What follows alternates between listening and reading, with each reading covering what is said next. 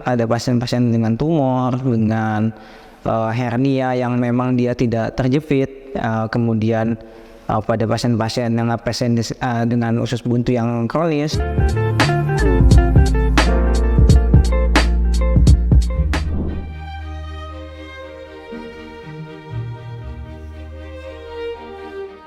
Kalau operasi elektif, jadi saya menjelaskan dulu ada dua jenis operasi yang biasa kita kenal, yaitu yang pertama operasi elektif dan yang kedua adalah operasi sito atau operasi emergency. Operasi elektif adalah operasi yang terencana, artinya tidak dilakukan sesegera mungkin, tapi kita rencanakan semuanya dan kita perhitungkan semuanya.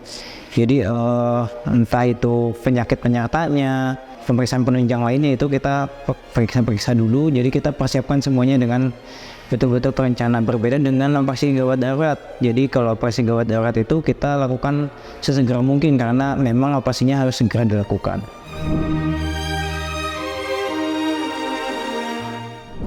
Selain waktunya, perbedaan yang tadi sudah saya sebutkan, yaitu berbeda antara yang satu segera dilakukan, yang satu terencana kita tentukan waktunya di kemudian waktu, kemudian hari.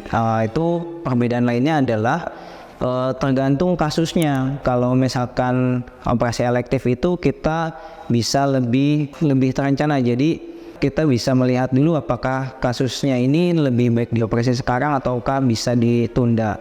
Sedangkan operasi gawat darurat itu harus segera dilakukan karena memang tidak ada lagi yang biasanya kalau operasi gawat darurat itu yang lebih berhubungan dengan nyawa, seperti itu.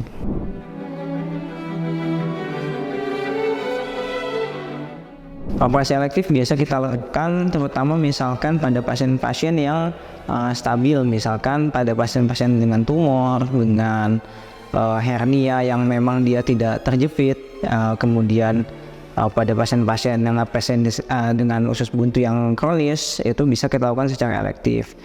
Kemudian ada kasus-kasus lain biasanya sih lebih ke arah tumor dan seperti itu.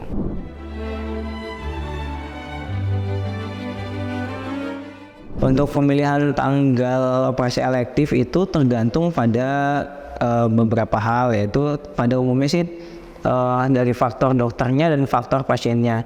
Jadi untuk dokternya biasanya nanti dokter akan melihat jadwal yang mana yang dokternya masih bisa dilakukan operasi elektif tersebut. Sedangkan untuk pasiennya biasanya kita lihat dulu bagaimana kondisi pasiennya. Jika memang ada penyakit penyerta yang bisa mempersulit operasi ataupun mempersulit kesembuhan pasca operasi, biasanya kita tunda terlebih dahulu. Kemudian jika memang kondisi pasiennya jika pasien kondisinya baik, tidak ada penyakit penyerta atau penyakit penyertanya sudah terkontrol, baru kita nanti akan disepakati antara dokter dan pasiennya kapan akan dilakukan operasinya.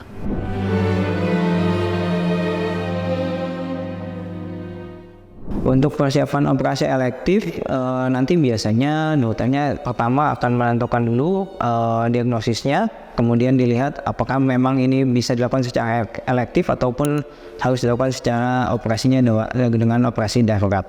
Jika memang sudah ditentukan operasi elektif, maka akan dilakukan pemeriksaan lanjutan agar tidak ada penyulit untuk saat operasinya ataupun pasca operasinya. Misalkan pada pasien-pasien biasanya dengan gangguan darah tinggi ataupun dengan diabetes atau penyakit gula kencing manis, itu biasanya kita obati dulu penyakit-penyakit tersebut sehingga nanti sudah terkontrol, sudah stabil, maka akan dilakukan operasi. Selain itu juga mungkin akan diperlukan pemeriksaan lainnya seperti laboratorium, ronsen, dan sebagainya, tergantung nanti indikasi dari setiap kasusnya. PKU Muhammadiyah Wonosobo, keramahan sebenarnya.